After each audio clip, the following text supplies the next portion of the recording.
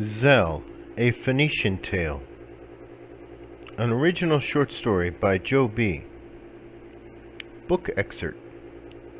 Chapters 9 and 10. Chapter 9. Zell helped Tizzy adjust her outfit. She had draped herself in Zell's old silk curtains and wrapped a blue silk scarf across her face. She had one leather strap with bells attached to each ankle and another strap attached to one of her wrists. She'd practiced dancing with one hand at her waist, the other held high above her head, flicking her wrist as she danced and slowly spun. Her ankle bells chimed with each footfall, while her wrist doubled the rhythm. Zell decided it would be better if she wrapped another silk scarf around her waist, so the colors spun above her as she danced. It looked hypnotic. Tizzy sang as she danced, but she sang in Greek. Zell couldn't follow the words. "What do you think?" Tizzy asked Zell. Zell didn't know what to say at first. She was caught off guard by the quality of the performance. Tizzy was tremendously creative, something Zell had not seen before. She was a real poet and skilled dancer, and her singing voice was quite good as well. Zell just nodded and smiled back at her friend. She could not find words. Zell and Tizzy went up on deck. The men were going on shore and coming back, loading supplies for their trip, as well as taking food and jugs of watered wine down to a large fire that had been built on shore at the edge of town. Many people were already gathered there. Tizzy ran to the sides of the ship, looking on either side of the ship. Zell followed her. "They are here," Tizzy said nervously. Zell looked overboard and saw two ships docked a little farther down. Bearded men were walking around the shore dressed in fur and heavy leather. "Where are they from, Tizzy?" Zell asked, curious about these men. She'd never seen men like this before. "Many are from Africa, and the others, the big bearded ones, are from the far north," Tizzy replied, a little shiver in her voice. Zell put her arm on Tizzy's shoulder. "Don't worry. You're quite safe here, I'm sure." Tizzy nodded in agreement. Suddenly she spun around and jiggled her bells. Her face was lit up with excitement. "Let's give them a show," she said exuberantly. Zell smiled. This was going to be quite an evening. Tizzy walked over to some of the men on shore, helping load provisions onto the ship. She asked them something in Greek, and the men pointed up the docks and explained something to her. She seemed excited by this and hurried up the docks to the big fire at the edge of town. "Come on," she urged Zell. Zell saw what she was looking for. There were some musicians playing a flute and drums beside the fire. Tizzy walked over to them and knelt down, talking to them quietly. The music stopped briefly.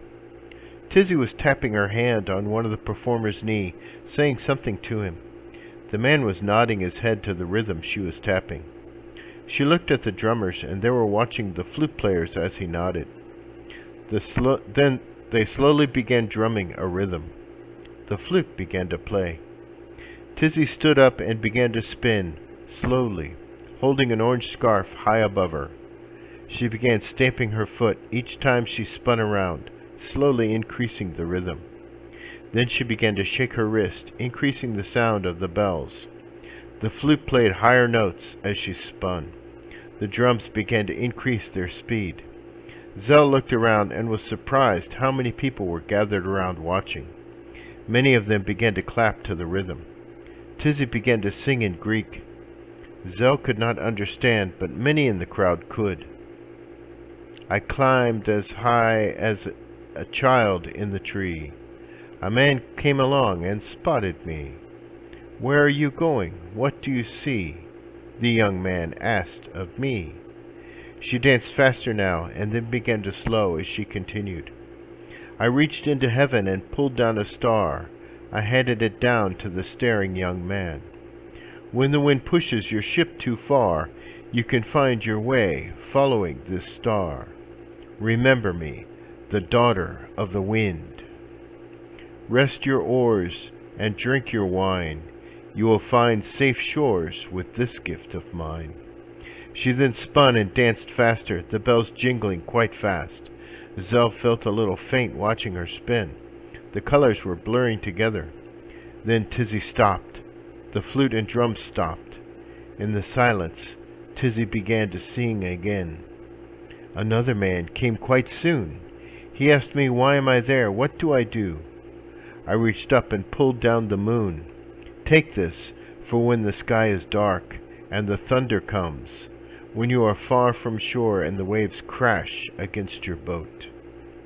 When your heart fails, and tears come to the eyes of your bearded warriors, this moon will quiet the waves and find you safe harbor. For I am the daughter of the winds." The flute and drum picked up immediately, and Tizzy began to sing and jingle quickly. Then more quickly. The crowd was clapping so fast, and shouting encouragement as she spun. The colors blended together. Zell felt a little faint, and backed away, feeling with her hand for support.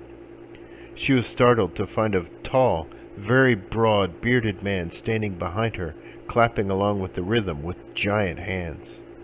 The man smiled at her and reached down, steadying her. Zell was a little embarrassed at the touch, and turned to see Tizzy still spinning. Suddenly everything stopped. Tizzy was frozen in place, the silk scarves slowly falling around her. "I'm the daughter of the winds," she cried. She then bowed to the crowd, and everyone roared approval. Coins began to rain down around Tizzy. She walked around nodding and bowing to everyone, and then slowly began. "For me," she whispered to Zell as she passed. Zell laughed with delight. "Of course! And bring me some of the roast goat, please," she continued, as she walked past and continued to the boat. Zell felt enormous pride that she knew Tizzy so well. Tizzy was indeed a very suitable companion for her. Zell felt excited about their trip. Chapter 10. The bonfire died down, and the townspeople gradually wandered back to their homes. The doors to the town were shut for the night, and a night watchman took his position next to a bell atop the little guard tower at the entrance of the town. He watched the Phoenician and pirate sailors intermingling and visiting with a little skepticism and caution. He needn't have worried. The pirates and the Phoenicians were quite relaxed in each other's company. They both recognized the skill and number of the other. It was quite possible for the pirates to raid and seize much of the wealth and cargo on board the Phoenician ships, but they would certainly lose many good men in the attempt, and they may just not possibly succeed. Likewise, the Phoenicians knew they could make an effort to free many of the slaves and captives forced into service aboard the pirate galleys, but they would certainly lose many good men in the effort. There was an easy, unspoken truce between the groups of men. They did not speak many words in common. The pirates were mainly from the frozen lands far to the north, and knew very little Greek or Phoenician. Tizzy had noticed several Africans amongst their midst, and she did speak 2 different dialects from that continent, but Zell's Uncle Sasha did not want her to mingle with the pirates too much. It was very possible one or more of them might recognize her, and trouble would ensue. The 2 populations of men, therefore, resorted to the few words of Greek and a scattering of Celtic vocabulary they each held in common, as they gambled at dice while drinking. Zell took a bowl of roast goat mixed with some small loaves of bread that were being distributed after Tizzy had finished her singing. Zell also collected a little wooden cup full of coins from the tribute thrown at Tizzy's feet. Tizzy, despite her boldness and skill in dancing and hypnotizing the crowd, was actually quite shy, and did not know what to say or do when she finished, so she quickly left and boarded the ship and hid below decks.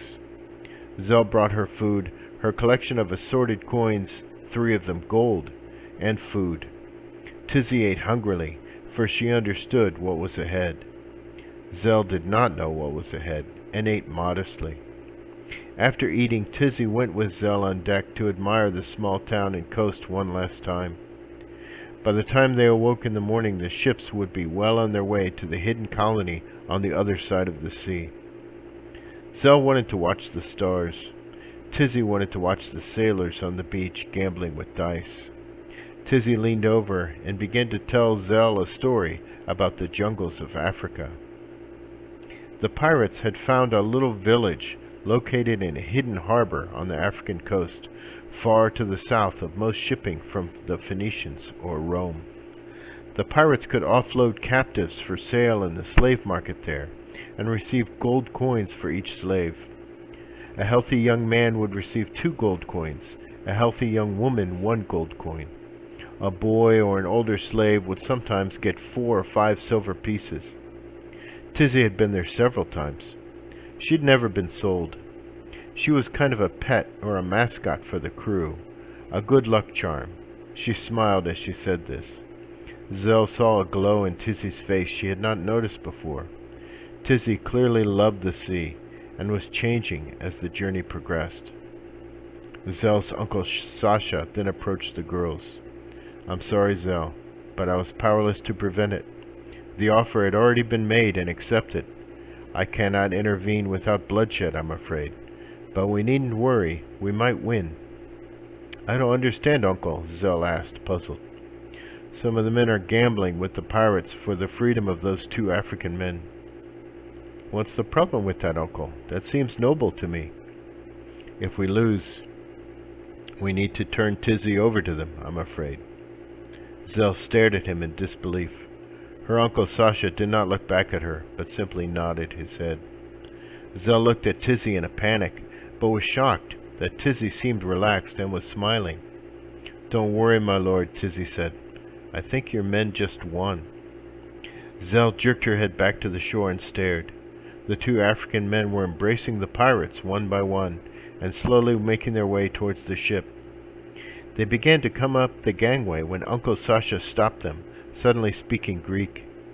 Zell did not understand, but Tizzy began laughing, and the 2 African men began laughing and saying something back at Uncle Sasha. He laughed in response and embraced the men as they boarded the ship. "Watch this," Tizzy whispered to Zell, and disappeared below deck. She soon emerged with a silk scarf draped across her face and another in her hand. She was shaking the bells on her wrist, and she began to sing. The 2 African men stared at her in disbelief and began clapping with her rhythm. She sang, the bells chiming as she danced. "Nitaimba kwa kucheza, nitaimba kwa nagoma, nitaimba kwa miguu, yangu nogoma ya nagoma." The African men stopped and stared. One of them bowed to Tizzy and began speaking to her in an African language. Tizzy spoke back and bowed in return. They exchanged a few sentences. The second man did not bow, but smiled at Tizzy, and then nodded his head. Zell noticed Tizzy put her hand to her chest when she saw the man smile and nod at her. The 2 men then turned and bowed to Uncle Sasha. They then walked down the deck, speaking Greek with Uncle Sasha. He was giving them beds under the tent on the deck. They were joining the crew. Zell was shocked. "What did you say to them? How did you know their language? How were you able to compose that song so quickly?" Tizzy smiled. "I did not write that song. It's a song that's popular in the part of Africa where they are from. I know that part of Africa. The people there sing this song. The words are something like this. I will sing of dancing. I will sing of drums. I will sing with my feet the dance of the drums." It's the only song I know in their language. Tizzy and Zell then went below deck and began to prepare for bed. Tizzy remained silent, her mind far away. Zell did not push her to speak, but allowed her the freedom to fly away in her thoughts. Zell noticed Tizzy wiping a tear. Tizzy suddenly remarked as they were laying together in bed, "I think I will marry him. He's a prince among his people. They are a fine and noble people. The other man is his bodyguard. The prince was captured by the pirates in a battle on the coast, but the bodyguard swam to the ships to join his master. the pirates allowed him to stay and care for his master these last 2 years. Zell had no response to the comment. She was always being surprised and shocked by Tizzy on this journey.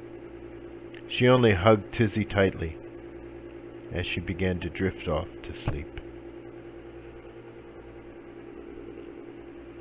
For the rest of this story, please look for Zell, a Phoenician Tale, on Amazon's Kindle Vella by author Joe B.